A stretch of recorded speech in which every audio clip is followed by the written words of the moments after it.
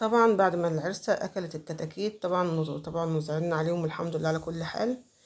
مفيش نصيب فيهم. قررنا نجيبه ايه بقى للعرسة، عشان ايه تمنع ان هي تخش عندنا خالص. لان انا جربتها قبل كده مرتين.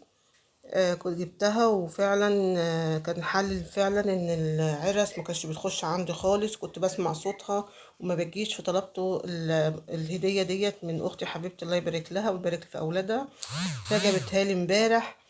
وحطيتها في المكان دوت اللي هو العرس بتخش منه. طبعا لان انا فعلا مجرباه العرجون البلح دوت.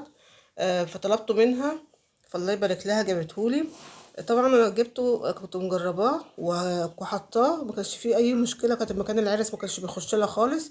بس انا مش فاكره كنت بحطه ازاي، يعني انا اللي فاكر يقول لي مثلا في التعليقات، واللي نستفاد احنا ونستفاد غيرنا يستفاد في التعليقات، ان ده بيتحط كده ولا بيتحط بالناحيه التانية، بالمقلوب يعني.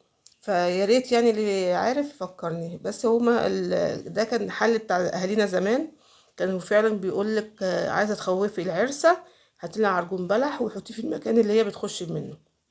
ف